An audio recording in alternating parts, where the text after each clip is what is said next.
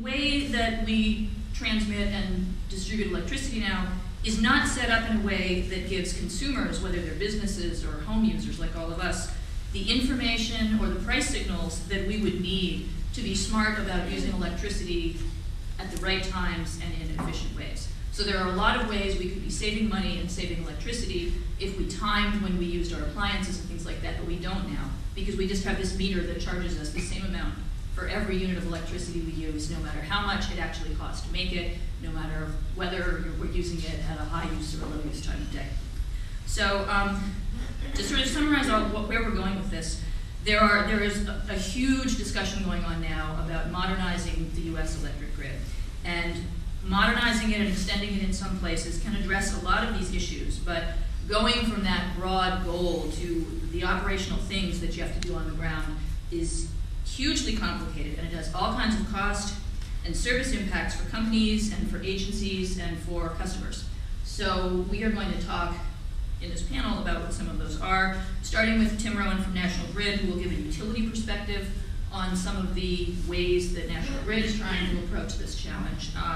Riley Allen will then talk a little more from a sort of an oversight point of view about how should we want these upgrades to proceed so that they work for consumers, so that they work for the environment, so that they work for everybody who's involved. And then Seth Kaplan will link them at sort of a high level to our broad environmental goals.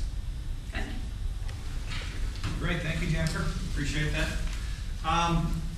Again, Tim Rowan with National Grid, the good old Narragansett Electric, Newport Electric Company, Providence Gas. We're all one big happy family now.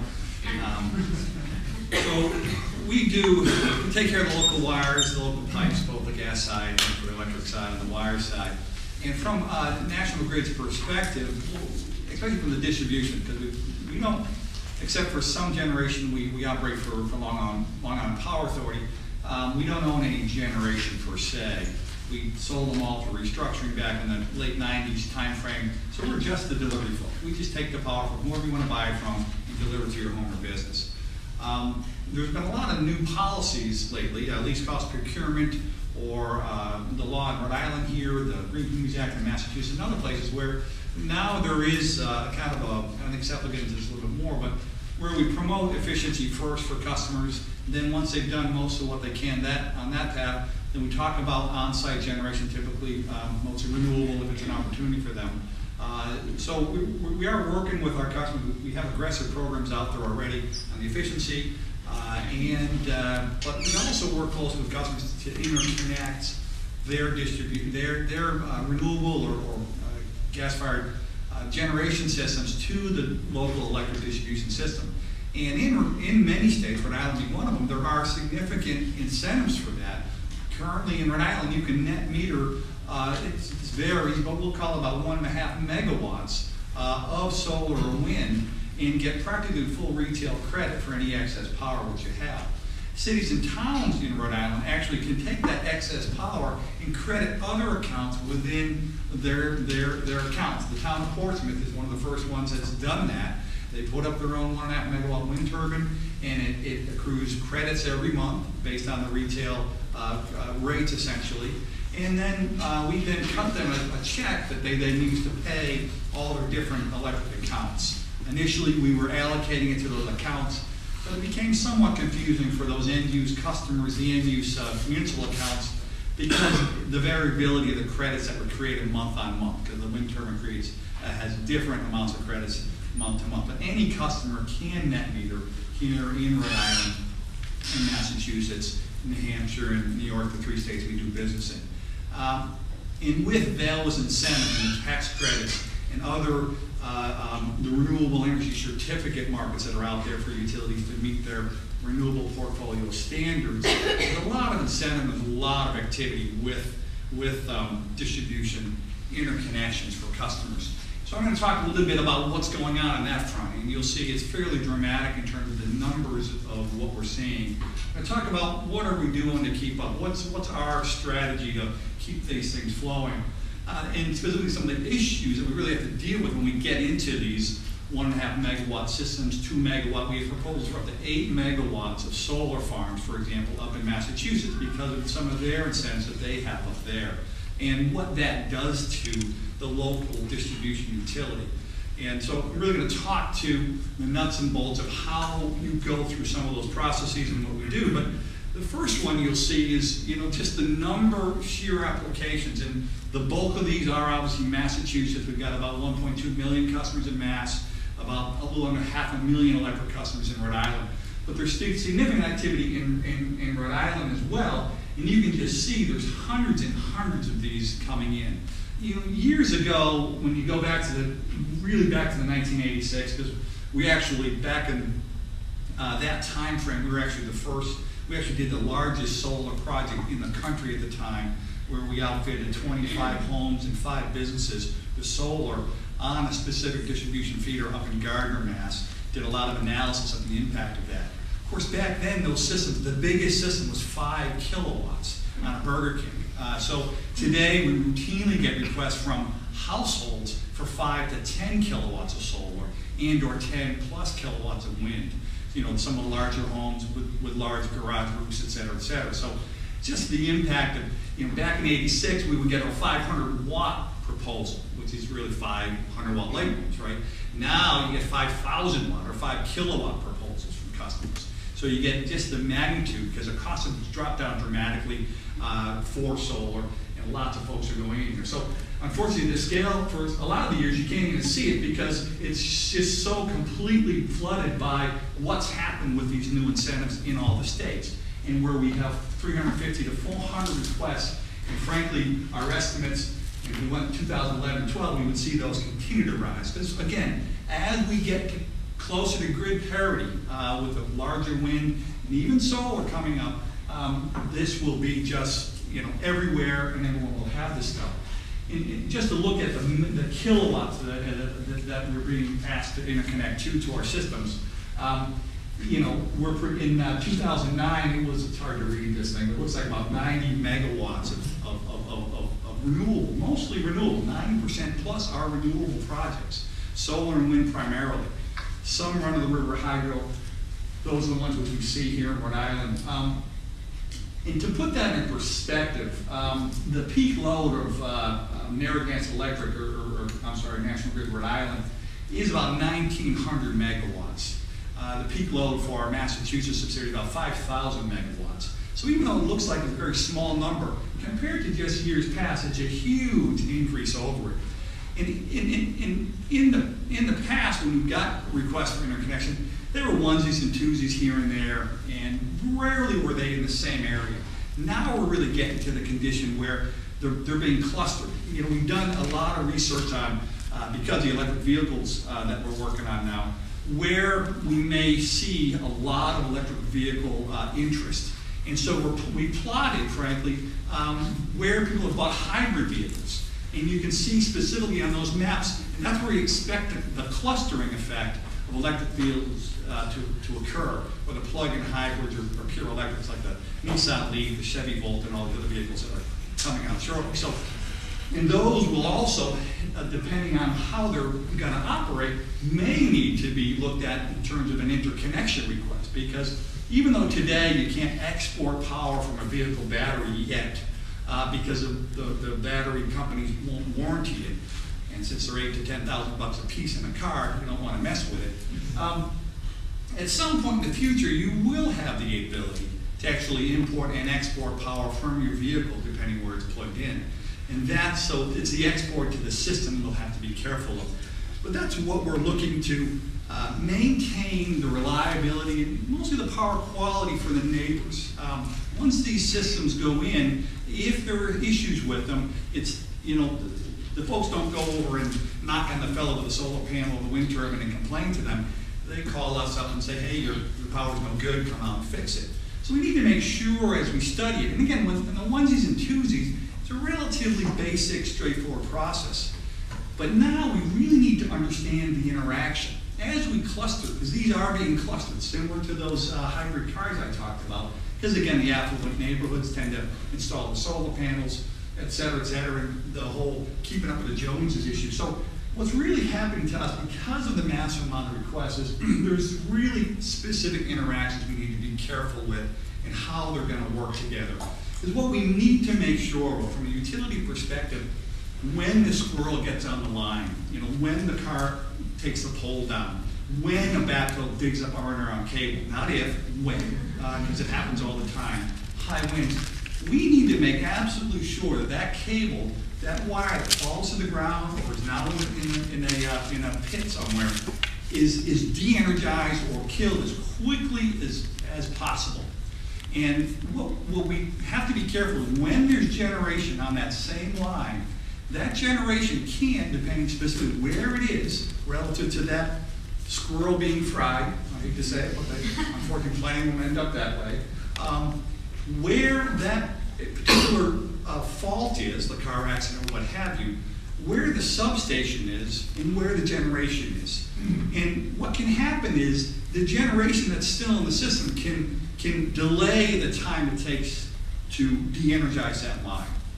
And in our business, it's all about how do you do it as fast as you possibly can. So any delays in that really cause us issues relative to public safety especially, but also to just reliability. Because the longer a fault is allowed to sit and burn, and that's what they do, they burn, the more damage it does and the more outages it can cause. So it's a very important analysis we have to do. That's where the impact study comes in. When you get to the larger projects, let me just show you, I'm sorry, Jennifer, 2 minutes. This is really what we're looking for. This is a 2 megawatt solar array. We've got some data on it. We're doing some monitoring as well. As you change the amount of power you're generating, this is simply a cloud cover coming over a solar array during the day.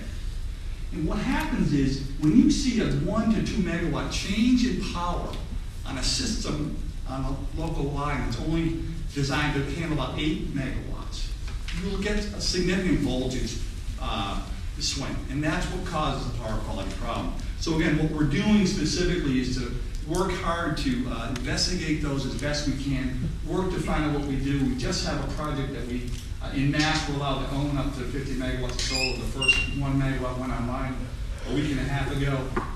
Trying to get to the bottom of what can we do up front when we know when this happens, what do we have to make sure is installed extra, perhaps some storage or something else, so that we don't have the reliability power quality issues. Very critical to us to work through because we are committed to helping people put this in. We've got significant renewable portfolio standards. The more we can get on local lines, the more people are working, and so it's a significant economic development as well as helping customers save money on their bills. So again, we're doing a lot of work here, but it is a lot of R&D because again, the amount of this stuff is growing so fast because of these incentives. We really are behind the 8 ball to really get those studies done quickly and make sure it'll operate properly and again, not affect the neighbors. And with that, right, there we go.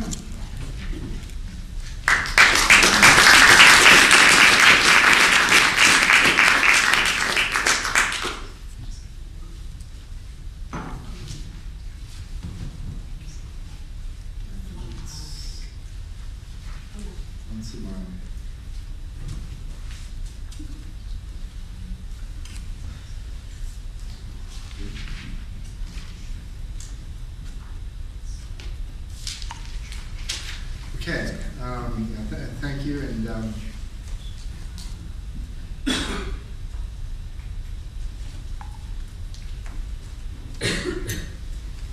is a glass of water up here, but I think it's Jennifer's. So again, my name is Riley Allen. As we discussed earlier, I'm a former regulator. I'm now with the Regulatory Assistance Project. I just want to mention a little bit more about what the Regulatory Assistance Project is.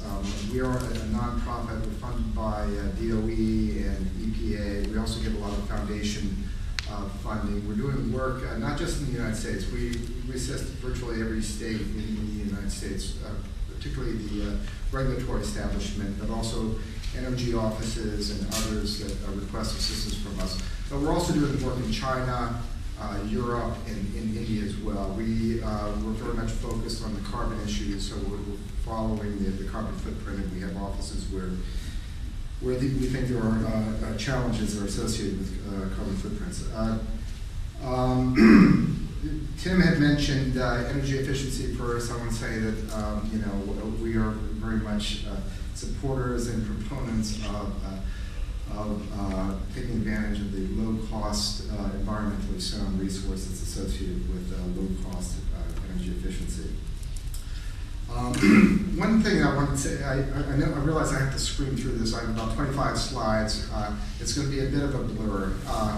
One thing one footnote that I wanted to offer is that the incentives that you provide have a dramatic impact on what kind of response you get as it relates to renewable resources. Over a period of 12.5 years, Vermont has had a net metering program. It's done good things. It seemed to provide strong incentives to encourage kind of household level renewables. Over 12 years, we got roughly 3.5 megawatts. I think it's 450 projects. That's 3.5 megawatts. In the last 12 months, we implemented something called we call it a standard offer program, but it's a feed-in tariff program. It offers essentially renewable developers the cost of, determined on a generic basis, the cost of their projects as a basis for payment, out-of-pocket payment to project developers. We created a space of 50 megawatts. We filled that space virtually overnight. On the first day that we opened up the standard offer, we received something like 180 megawatts of applications for the delivery of a renewable service. So that's essentially overnight. We got 180 megawatts of requests to provide service under standard offer. After 12 years net metering, we got roughly 3.5 megawatts. So what you do to encourage renewables has a fairly dramatic impact. So I'll try to quickly go through my presentation. Overview of key challenges to integrating renewables. There are multiple challenges. There are planning challenges and other challenges that I'll go into. I wanted to focus on the operational or the technical challenges a bit more than the other challenges. I'm going to show some high-level maps where the renewables exist in New England and the U.S., the technical and operational issues I alluded to, U.S. initiatives and some insights. And then I want to close, if I can get there, with some insights from a longer-term analysis. It's Roadmap 2050. It happens to be a European study. There's an analogous study being done by NREL, the National Renewable Energy Lab. It isn't complete, so I'm borrowing a study that we actually participated in Europe and just make some points that I think are relevant to the U.S. experience. So overview of key challenges. It really comes down, in my mind, there are some technical and operational challenges that I point to at the bottom. Next above it is I'll call cost recovery issues. We have to figure out how to structure the tariffs and design the tariffs to encourage, or at least not be a barrier to the development of large renewable projects. And then the planning efforts. Historically, planning efforts have happened within utility systems, and then at the regional level. Increasingly, we're looking beyond the region. We're looking interconnection-wide, and in some jurisdictions, we're actually looking even broader than that. We're looking at kind of integrating the entire system, because renewables aren't always close to where the demand is, where the loads are. This is the U.S. Map of the various interconnection zones. These interconnection zones are essentially where the loads are synchronized. So you see the Eastern Interconnect is actually 40 or 39 states, and the District of Columbia. You actually catch a little bit of Montana and New Mexico down there, and part of Texas, but it's a large region. Then you have the Western Interconnect, and you have the Texas Interconnect. Here's where the wind resources are. Here's a map. It shows you that there's a large swath of valuable wind resource in the kind of the area just east of the Rockies and the North Dakota, South Dakotas, and on down. This is this is what we're eyeing as we're thinking about things on a national level. don't want to diminish the local resource, but those are fairly significant. When we look at photovoltaics, resources happen to be down in the southwest, and they're fairly substantial. When we look at New England, here's where the resources are. This is an ISO New England map. These are wind resources. A lot of the wind resource potential actually is offshore. According to this map, we're actually in a sweet spot of wind resource nearby. Those red areas down there are where the loads are. Notice that the wind resources are not where the loads are, so you need to build the transmission lines to connect the two. Here's a map that I came across recently from a presentation from Terry Von Dahl. He's the CEO of Beck. They have a lot of hydro renewables just north of us. Big hydro projects. Each of those dotted, I believe, corresponds to a significant hydro project. 98% of their system is renewable energy. They're developing another 4,000 megawatts of new wind by 2015. This is what ISO New England, at a very high level, conceptually says the grid system would have to be built to accommodate some of the wind resources that happen to be available in New England. I think this was, they estimated something like $20 to $25 billion of transmission investment by 2030. Here's the transmission investments that would be needed to bring in resources from either neighboring Canadian sources or from the Midwest or New York. This was the product of a study that was done a couple of years ago, joint coordinating a system planning study. It shows what investment at a very high level would be required to bring essentially a lot of the renewable wind power in scale to the eastern United States. Those black lines there are very large, 800 megawatt high voltage, 800 kilovolt high voltage DC lines. The only thing that's comparable to those that I know of are actually in China.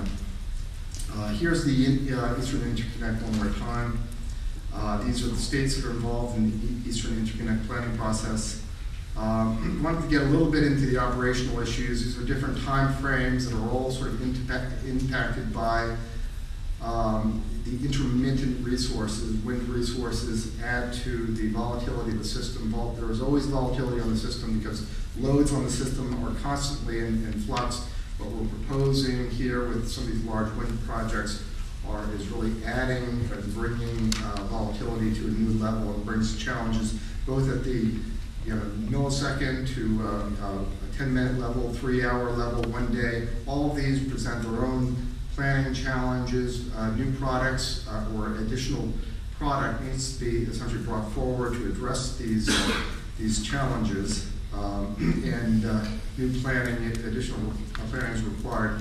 I have a list of solutions. I'm not going to walk through all of these. I don't have time for it. This is a smart grid project that is being implemented out west. Involves synchrophase, which basically it's just providing more real-time information to process to ensure that the system is robust under in the face of more intermittent resources.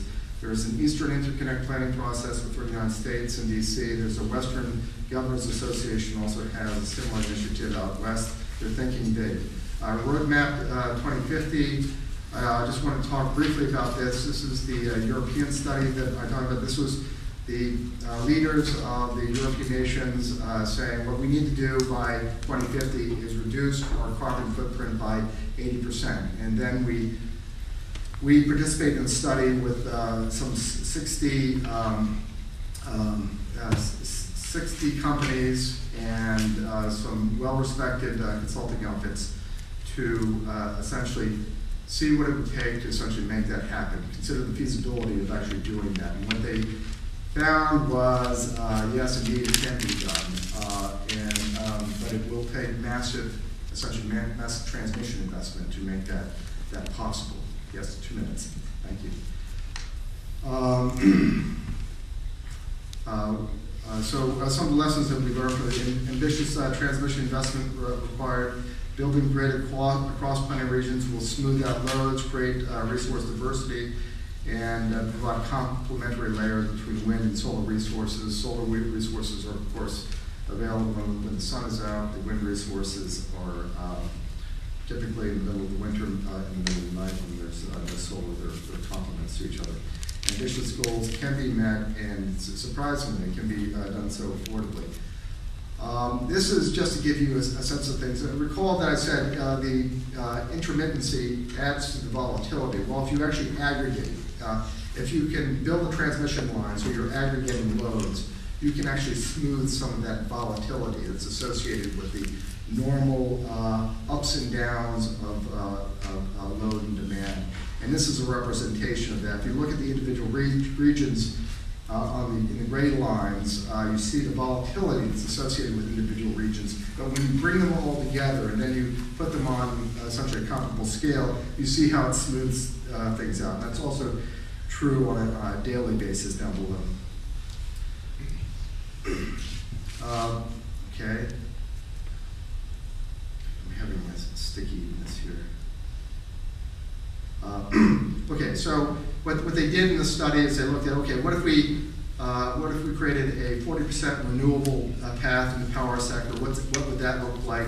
And here are the resource categories. They said, what if you had bring it up to 60%? What if you made it 80% renewables? What does it look like?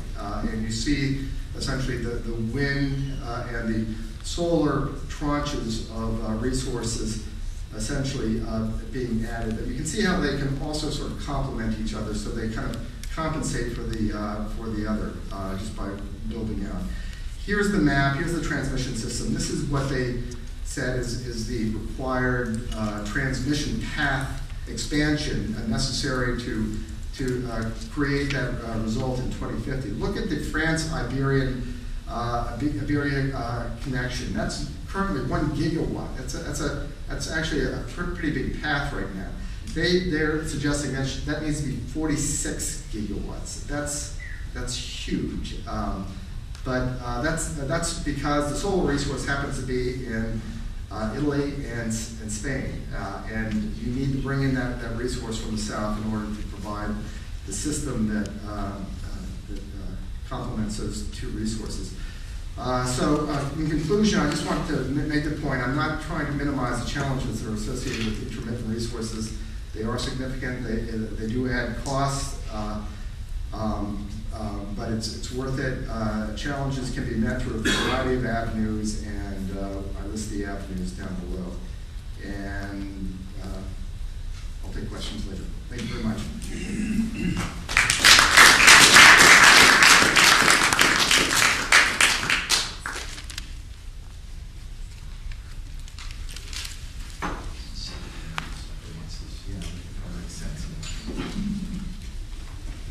Good afternoon.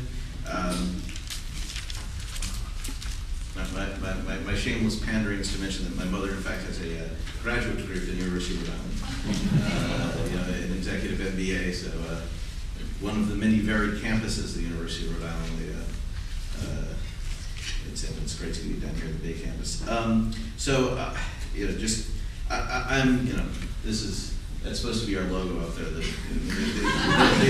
PC to Mac translation somewhere lost our logo. But, anyway, my name is Seth Kaplan, and I'm the vice president for policy and climate advocacy at the Conservation Law Foundation. We need to upgrade my bio on the website because we misled Sunshine about what my job title is. And we're an environmental advocacy group that works throughout New England. I actually used to be in charge back in the latter part of the last century of advocacy here in Rhode Island, and which leads to my sure knowledge of how to drive really fast on 95 and 4 to get to meetings at Quonset Point back when we chased off the airport. And the Conservation Law Foundation, as an environmental advocacy group, works in a number of different areas as well as in different states. We have a clean air, energy, and climate change program, an active ocean conservation program, clean water, healthy forests, healthy communities, environmental justice. And one unique thing about CLF is that we do have have a consulting affiliate that works on a fee-for-service basis. CLF Services is also a nonprofit, but does work on a fee-for-service basis. But we feel that this is the kind of well-rounded perspective you really need to have about these matters. That if you are too intensely focused on promoting energy efficiency or promoting renewable energy, these are all that you get a really good feeling for the shape and size of the elephant's trunk or tail or one of the legs. And you really need to understand the whole elephant. And when we're talking about climate and energy, we are talking about the whole elephant. Now, I'm going to pretend that Riley and I were really well coordinated, and his talk ended with the Roadmap 2050, and mine begins with it. But so let's just pretend that. And this actually is a slide that I put together, a couple of slides I put together for an industry conference, where I needed to present the scope and nature of the transformation that is needed to take on the climate challenge. And the Roadmap 2050 is a great one to present to a corporate energy industry audience because of the nature of the folks who worked on the study, which is European companies that in fact own many of the American companies sitting in the audience. But these are big, respectable companies that bring a lot of credibility to the analysis. And this audience, it's less so, but it's essential. Now this is one piece of this. I actually have another talk that I give at climate conferences about how we talk far too much about electricity. I mean, I spent a whole lot of years during the Regional Greenhouse Gas Initiative process explaining to the electricity industry that this seemed really, really, really hard. But the scary part is, and by the way, that's the climate advocate mantra number one. You end up saying it the most. The scary part is, you say that a lot. The scary part is that this is the easy part. That the electricity sector is easier conceptually to tackle in almost all the other sectors. And part of what they did in the Roadmap 2050 process, they looked at all of the other sectors. And they said, okay, let's start at the bottom. Forestry. We can make the forest better carbon sinks, somewhat. We better manage them, and such.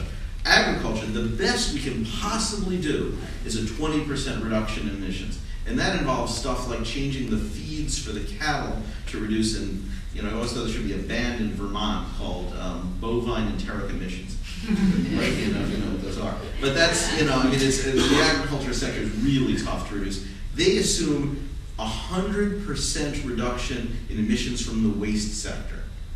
I mean, that's huge. And did you imagine getting to a point where, using, and there's all these technologies out there that claim to be able to do this in terms of plasma pyrolysis and zero waste strategies and figuring out, and massive recycling rates and such. Buildings, 95% reduction of energy use from buildings, heating and cooling of buildings. 40% from industrial processes. And that involves, they assume, 35% from carbon capture and sequestration of industrial process emissions, 5% from heat pumps, air and sea transportation, a 50% reduction, which would be enormous. And in order to get there, they assume you see 30% from within the sector, and then the rest of it comes from biofuels, so it gets moved over to agriculture, which is part of the reason it's hard to reduce emissions from agriculture, because you're now using the agriculture sector to reduce the emissions in the other sector, and the other part from electrification. And now that gets us to transportation. 95% reduction from the transportation sector. 20% of those coming from within the sector, which means tremendously more efficient cars, people using transit a lot more. I think you could probably do a little better than that, but it's a good conservative number. 75% of the reductions in the electric sector come from a mix of using biofuels and electrification. That takes us up to the electricity sector. So they assume in the Roadmap 2050 incredible advances in energy efficiency. Roughly a 30% reduction in the use of electricity for the things we currently use it for. However, that washes completely with the electric vehicles. So they assume flat electricity demand. But when you do all the other sectors, and you're trying to get 80% reduction by 2050, the electricity sector therefore needs to do reductions on the order of 95 to 100%. So you're talking decarbonization of the electricity sector. So how do you do that? Now this is one of the climate community's favorite slides, and this is version 2.0 of it. The McKinsey, McKinsey and Company, the big consulting company, and I have to recognize that National Grid was one of those who paid for this. And you can download this from McKinsey's website, although there is a thing where you have to register and then they email you the link so they now know who you are and everything. But if you these are the cost abatement curves. These are the cost of certain measures to reduce greenhouse gas emissions. Now the stuff all the way on the left that goes all the way down, those are things that you get paid to do, that you make money off of, that reduce greenhouse gas emissions. The line that goes all the way down to the bottom is lighting, particularly residential lighting. That switching incandescents to high efficiency lighting, and they assume LEDs because this is like a few years out, that, it's just, as in the, the cliche, Amory Lovins always said, efficiency is the meal you are paid to eat. To a restaurant where they pay you to eat. That's efficiency. And as you negotiate up that curve, you get into residential electronics, lighting control, insulation, gasoline, hybridization of cars, electricity from landfills, efficient. Now, when you get to around zero, the things that don't cost anything, as that you're no longer making money, but it's not costing anything. That's like small hydroelectric projects, agriculture. Now, as you start to get into things that are still relatively inexpensive, you start getting into second-generation biofuels. And now you start getting into things that cost money: nuclear, wind power, solar, what they call high penetration of wind. Now, all the way out over here, the things that cost the most is carbon capture and sequestration from large power plants. And all the way on the right is gas plant carbon capture and sequestration. Now, this is something that people in the energy business, their heads just explode when they confront this reality, that the current gold standard for the most efficient way on a large scale to turn fossil fuels into electricity is the combined cycle natural gas power plant. I mean, it really is a wonderful, incredible machine in terms of turning fossil fuels into electricity as efficiently as possible. But if you need to get 95 to 100% reductions, even converting natural gas to electricity at a very high efficiency is too much. So then, if you're going to be doing it, you need to do it through a system that strips out the carbon dioxide and sequesters it. So but the point here is these distributed resources, the local stuff, is salted throughout the curve, and it's particularly down there on the bottom end. It's not necessarily the cheapest thing. The cheapest thing is just being more efficient. But you can see that putting solar in, combined heat and power, where you reuse waste heat from industrial processes and from heating and cooling to make electricity, they are among the things you are paid to do, that it pays to do. So, so this is the potpourri for 100 part, I think the crowd's old enough mostly to get that. Just a few words about vocabulary. In this business, we use a lot of jargon, interconnection, net metering, and such.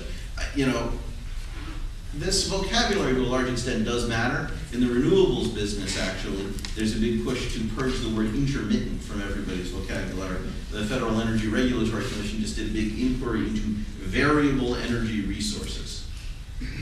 Some variable, it's not intermittent in the sense that it randomly switches off, but it's variable, that it's different and it changes over time. I think that kind of approach does matter. And thinking about understanding what people mean by some of these terms. When we talk about the Eastern Interconnection, it brings home how we are talking about the smallest things, which is like light bulbs and small solar panels on people's roofs. But then we're talking about the largest things. The engineering textbooks will tell you that the Eastern Interconnection that Riley showed you maps of is in fact the largest machine in the world. By the dictionary definition of what a machine is, that's the Eastern Interconnection, so that literally a change in voltage in eastern New Mexico theoretically has an effect in Key West, Florida. or in northern or northeastern Maine along the coast, you know, or way up into the Newfoundland. That these are systems, one big machine, and that's a big machine. Now, the second bullet point is one actually Riley made really well, that many of these technologies do fit together very well. I would toss in there, in addition to a larger grid and smart grid allowing greater integration, also combined heat and power and demand response, which is reducing demand on command through, it can help with integrating those variable resources. Now, a couple of ideas I want to leave you with here is that one thing that is very important here is new applications of old technology. Tim and I were actually talking the other day at a different meeting about how thermal energy storage is something that's been around for a long time. And 20 years ago, you deployed it in a national grid building. And that idea of being able to store electricity for heat that could be used in a building that is electrically heated is now gaining a lot of currency as a new and exciting idea for being able to store power from wind in remote areas, particularly where things tend to be heated with oil. And then you get into sort of the new and exciting technologies. There's folks at MIT working on nanoscale solar panels, where you just incorporate it into paint. So you would paint your house with the nanoscale solar paint, and then you plug into the paint, and the paint would actually generate electricity. And the folks in the solid state lighting business are working on nanoscale lighting. And so there are futurist people out there who would tell you that in 20 years there's going to be no such thing as a light bulb or a lighting fixture. Anywhere you want to have light, you would just simply paint some of this lighting paint as a strip, and you'd be able to, and that's where your light goes. So that thinking about that, it is this, the scope of the transformation that is needed in order to, it's such a cliche, but in order to meet this climate challenge, everything, literally everything, is going to change. George W. Bush gave the keynote speech at the big wind conference in Texas I was at recently, and he actually said some good things, some accurate things. And one thing that I would disagree with what he said, though, is he had a vision of his grandchildren driving around Texas in electric cars powered by wind power. Now, that's probably going to be true. We're going to have a lot of electric cars in Texas powered by wind power. But Dallas, as it's currently constituted, is unsustainable. Now, the unpopular thing is North Kingston, as currently constituted, is unsustainable in terms of that it's just too hard to get from here to the train station, and the trains don't run often enough. And that we're going to have to fundamentally change so many things, and on both the small and the big level. So the final thought I will leave you with is the one thing that you know that is wrong is if anybody tells you that they know of a silver bullet. And I gotta tell you, after 10 years of advocacy around the Cape Wind project, I've had spent too much time on beaches with people telling me if we only conserved more, we wouldn't need that wind farm. Which brings, so I will conclude with the climate advocates mantra number 2, which is, yeah, we got to do that too. So there's the contact information for those who wish to follow up beyond the question and answer period that I believe Jennifer will now expertly manage.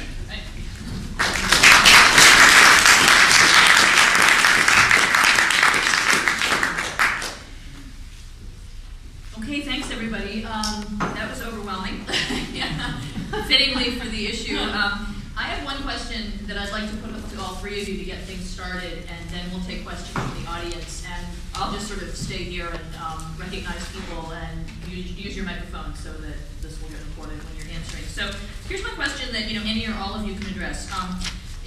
What we've heard from this intense tour of the issue is that bringing this back down from sort of the cosmic level that Seth took us to back to the electric grid and the electric system is that there are huge changes that are going on now and that are going to continue going on in our electricity system to try to make the power mix greener and to use power more efficiently so that we can make some of those emissions reductions. Europe is doing it too. The whole world will have to do this kind of change. You can see that there are big, sort of large good, large benefits for everyone if we can do it. We'll have cleaner air, we'll have less warming, we'll have less of all of those impacts. And at the same time, though, the question that I have for all of you is, personal impacts people often see that something is good for everybody in a general way, but bad for them personally. And that, is the issue for a lot of people who are against Cape Wind and other things like that. So my question is, should consumers be worried about the cost of what clearly all of you are saying are going to be these massive upgrades and shifts that we have to make, beginning at the level like what National Grid is doing to try to integrate more local generation and things like that? Are there consumer and sort of personal electricity user impacts that people should expect?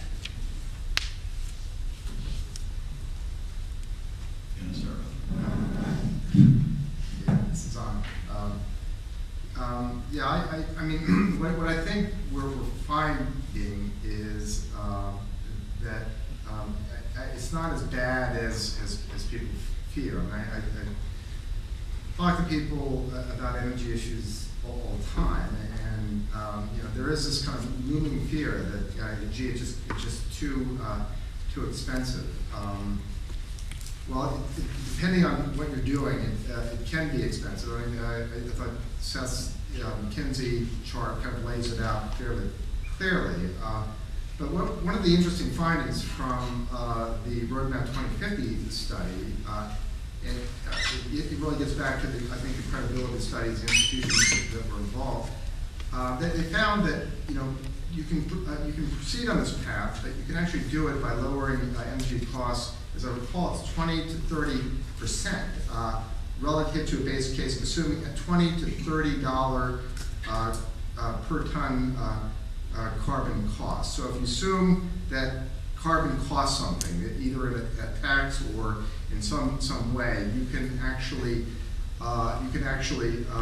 when you compare the scenarios, you actually find the costs are actually lower when you proceed on this clean energy path. It happened that what they modeled resulted in a 10 to 15% higher rate, but I think it's I don't mean to imply that these things are free and that we can get something for nothing. I think it does require a lot of shifts. I think there are some challenges ahead, and not everything is going to be free. But I think that you may be surprised in the end that it's all very doable. When they did the modeling, they did some very sophisticated, very detailed modeling. They calculated and looked at GDP, the impacts of that on the overall framework, and the GDP was actually higher under the ambitious scenarios that they laid out.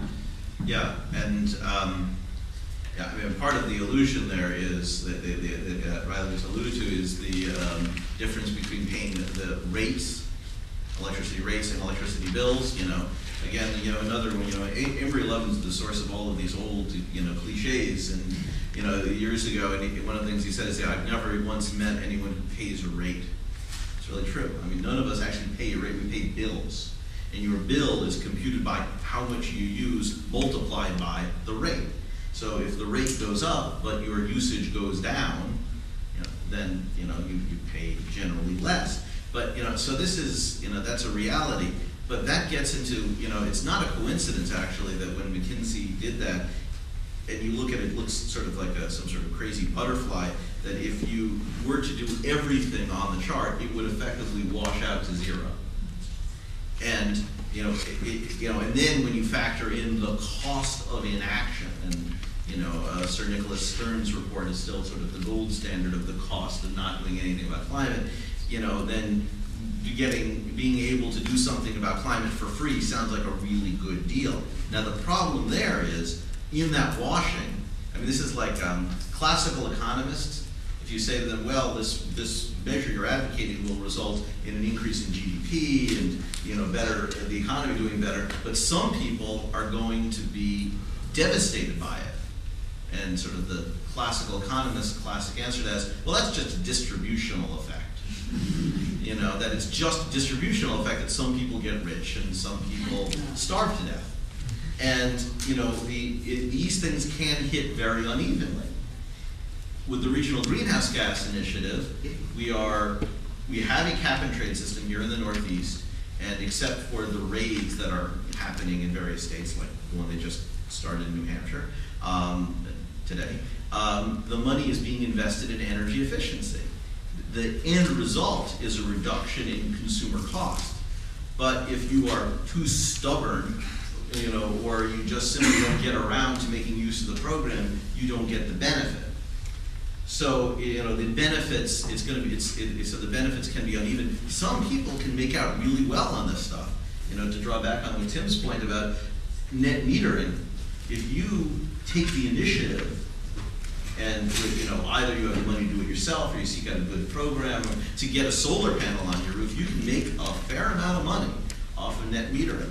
So, I guess the final thing, just to respond to what you're saying as directly as I can, these efforts are tools intended to have a larger effect. And like any tool, it can be used for a number of different ways with a number of different effects. Similarly, large-scale transmission, you do it wrong, you're providing life extension to coal plants. American Electric Power, when they pushed the Joint Combined System Plan, I think was actually thinking more about life extension for coal plants. Or you can do transmission in a way that provides a pathway for wind power to get to load. So you got to be very clear about what your purpose is and how you implement it, and making sure that the benefits go where you want them to go. And from as part of our National Smart Grid efforts, all these things to integrate them properly need additional sensors and intelligence in the system. But the flip side of anything that we're talking about here is also what the end-use customers are willing to do. Most of the smart grid funding that went out recently from the DOE is all about customer behavior studies. Will people manage their load or not? Will it take thermal storage, either heat or AC, for people to actually be able to manage their load? One of the dilemmas we have in the New England and New York markets and throughout the country, frankly, is that we have very peaky loads. So for 50 to 100 hours a year, we've got to overbuild the system by 30 to 40%, both in the generation mix and the local and the transmission and distribution systems. So on those really hot, humid days, you need a lot of additional capital. So if through the smart grid effort in managing loads, either actively because customers are interested in that, or frankly passively, as long as you don't impact the comfort of those end-use customers, and you can get rid of that peaky load, there's a massive amount of money hanging out there that we won't have to replace in 10 or 15 years. So we do predict that initially smart grid efforts and pilots will have an impact of prices that will go up. You're not buying a retail product that's got a significant risk premium built into it. So again, if we can lower that peak demand and prevent a lot of those expensive plants from running, the commodity part those prices would drop over what they normally would go to. Unfortunately, commodity is a commodity, and another explosion that be over in Iraq can cause all sorts of problems with that price. The second part is that the same effect on the peakiness of the system affects our transmission and distribution systems. So over time, it is logical to assume that we possibly would have less capital expenditures and less O&M expenditures, because we'd be able to monitor and manage the system and know when things might fail prior to them failing.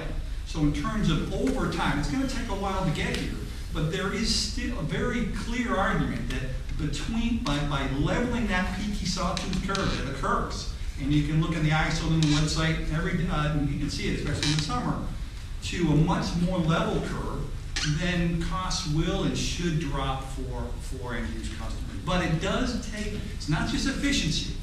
If you just do efficient products and lower the sawtooth curve, you'll get some savings. You've got to get rid of the sawtooth by managing those peak loads at those peak hours.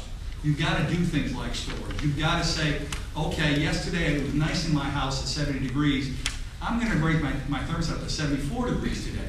Minimal difference relative to 100 degrees outside, but just that small change for every residential customer in Rhode Island, as an example, could bring tens or not hundreds of megawatts of savings out that peak. I talked about the 1900 megawatt peak that Rhode Island sees.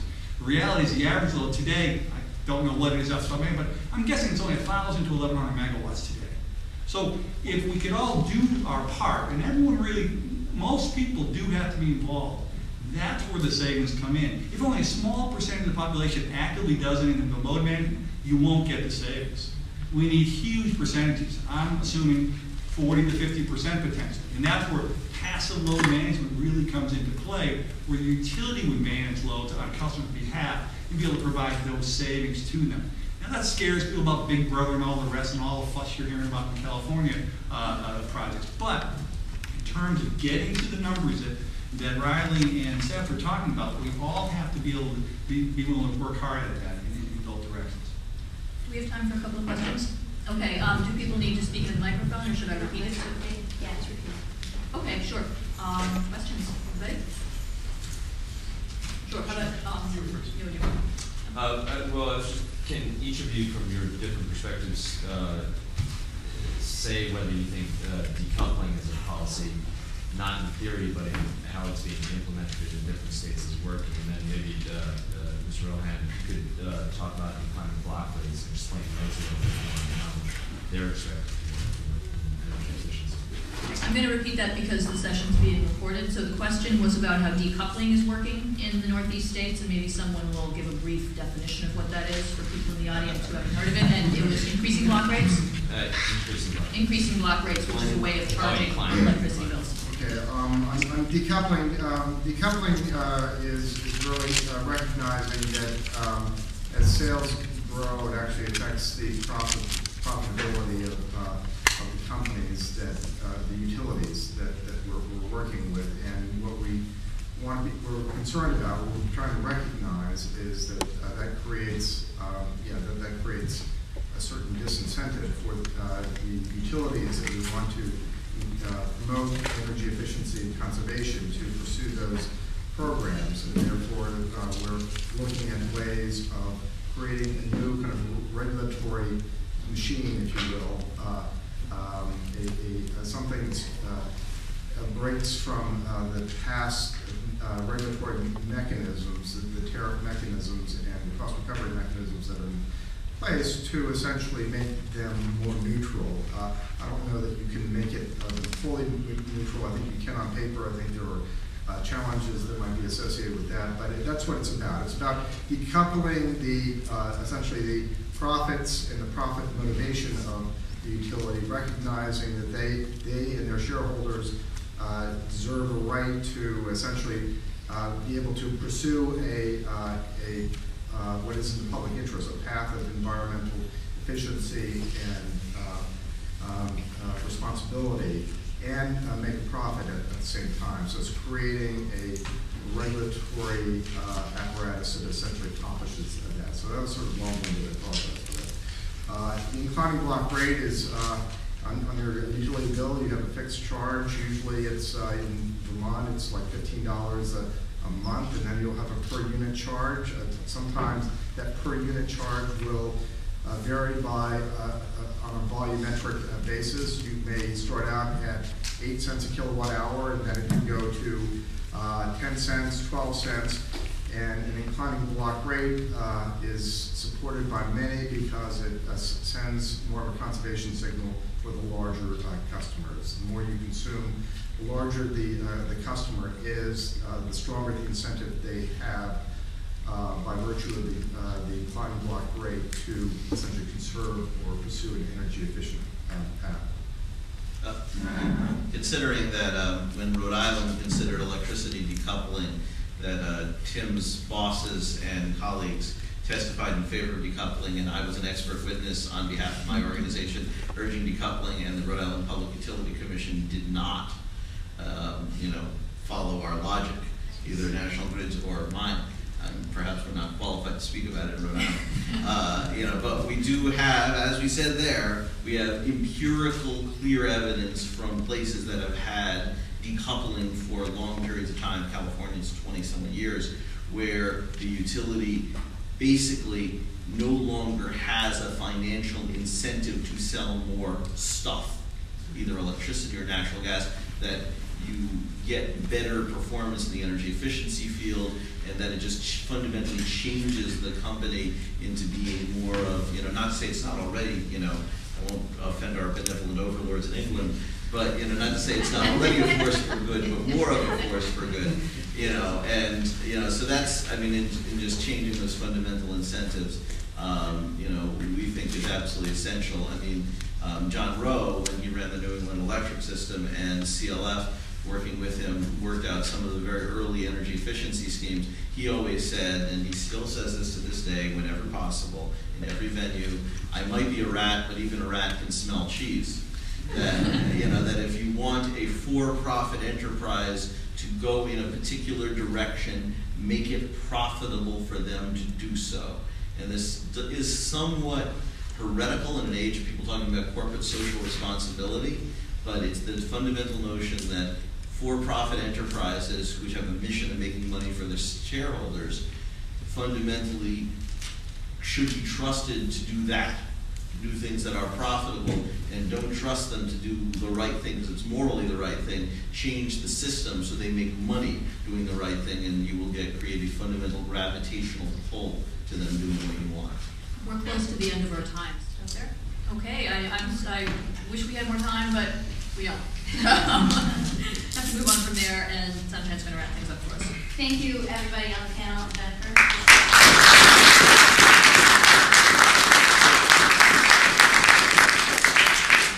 We have another panel tomorrow.